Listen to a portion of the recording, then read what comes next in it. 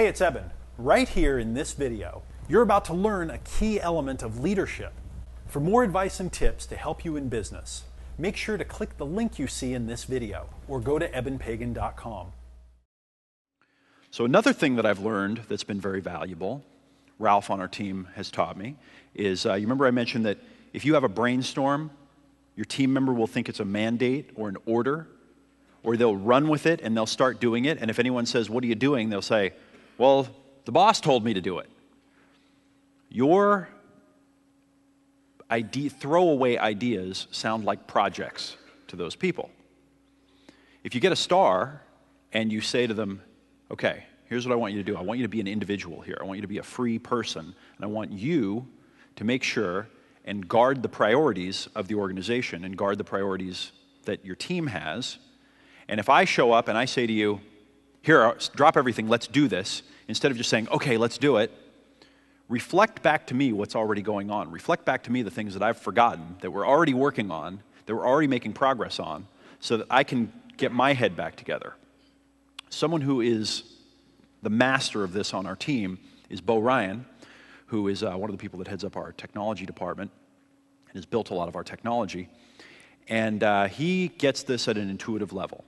And when I show up and I say, "Hey, Bo Ryan, can we change the web page and make the technology do this and do this little project so it takes this field and puts it over there and whatever," he sits patiently and he says, "Tell me more about it." And he writes it down and he takes all the notes and he says, "Do I understand it?" Reads it back to me, makes sure that he gets it.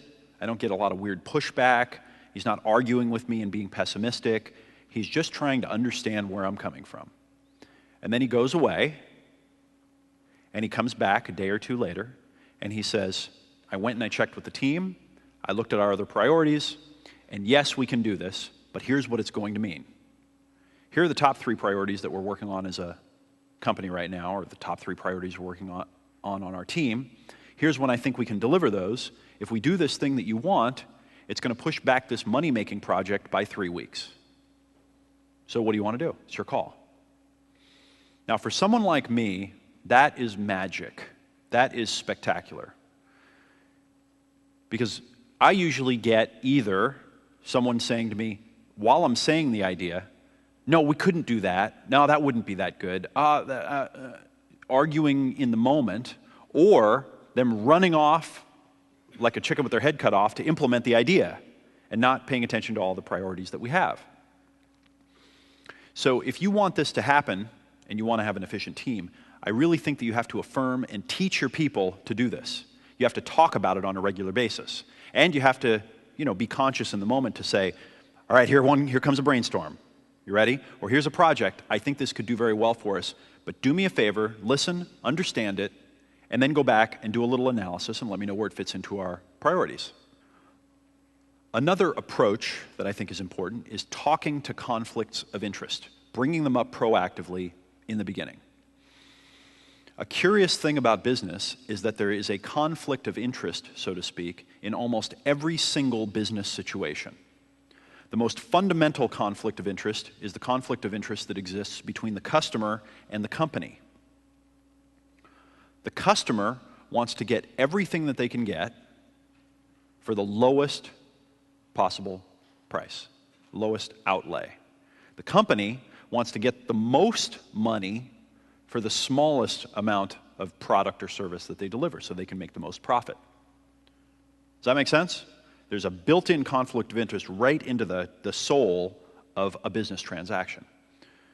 Well, there are conflicts like that in every situation. Okay, there's a conflict of interest where a team member would want to make the most money they possibly can for whatever work they're doing, and the company would want to pay the lowest amount of money for the work that they're doing.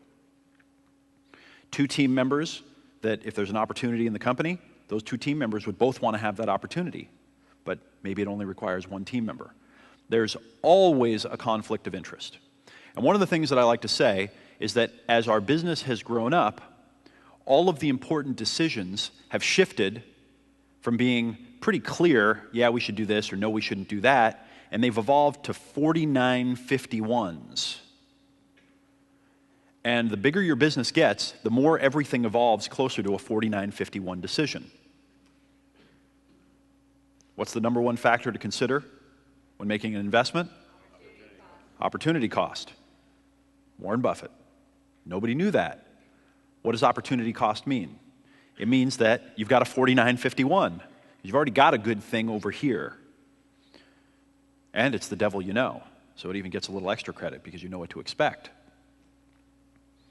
So when you're talking to people on your team, when you're managing them, when you're leading them, talk to the conflicts that exist. Talk to them openly.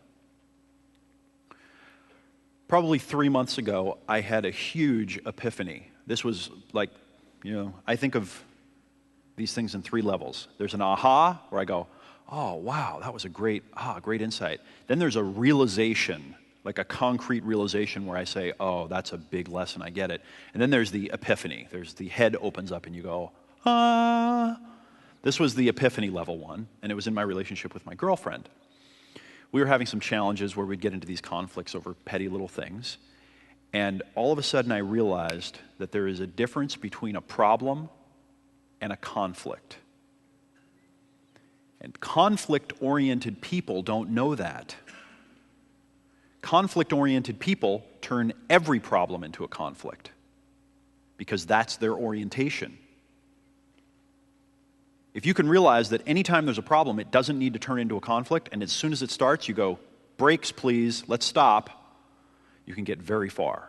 Don't let it turn into a conflict. As soon as you see it going there, stop everyone and use the word. Say, hey, wait a minute, this is a problem that we're having, but let's not let this turn into a conflict. Let's just talk it through. Let's keep going like that. Conflict is wired into everything. It's everywhere. It is part of life, right? The 4 noble truths in Buddhism, the first one, depending on how you interpret it, is essentially suffering and conflict is wired into every part of life as a human. Life isn't suffering and conflict, but it's wired in there for most people. So if it's there, why don't we talk to it? What do most people do? They try to hide it. Most of the politics that happens inside of organizations, when you talk to 2 people that are in one of those little political battles, when they see each other, they're like talking negatively about the person. You know when you're at a cocktail party and you're talking to one of those people that's the conflict-oriented person, and all of a sudden they say to you, oh, here comes Nancy, I hate her. And then Nancy walks up and the person goes, hi, Nancy, how are you? Oh, you love those kind of people, don't you, Ralph? Ralph has a term for them. He calls them axe murderers. I'm serious. Whenever we meet someone, we're interviewing people, and he gets that vibe from them. He goes, axe murderer. They can actually be worse than an axe murderer in your organization.